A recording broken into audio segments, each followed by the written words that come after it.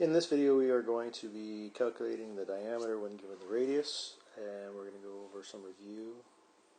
Just to remind you that this distance around the outside of the circle, also known as the perimeter, is also known in math as the circumference.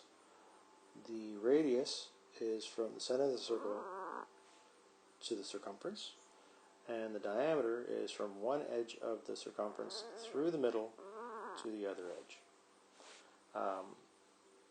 We are asked to find the diameter when given the radius, so a good letter to start with would be D, and then we have to decide what D equals. So I'm going to use a two-pan balance, the same as I did in the other video. There's my two-pan balance. I have my equal sign in the middle, which is equivalent to a fulcrum. And on the left-hand side, I will have an unknown bag of candy marked D. And we have to decide what that bag of candy equals when the radius is given. Well, the radius is half of the diameter. So that means we need to have 2 bags of candy marked R to make this teeter-totter balance. So in effect, that is our formula. D equals 2R.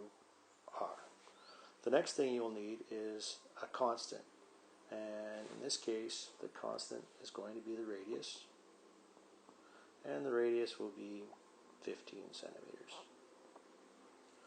Now in grade 8 most of you will just say, well, 15 times 2 is 30 centimeters and Bob's your uncle, and that's generally the easiest way to do it, but again we're starting from the simpler moving to the complex in order to gain your confidence. So please do the algebra.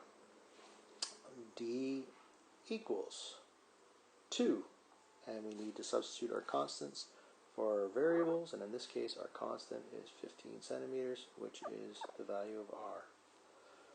D equals, and here's a good example of why we go from the simple to the complex. Up until now, in order to get rid of the brackets, we usually multiply by the invisible 1. But in this case, there isn't an invisible 1. There's a very visible 2.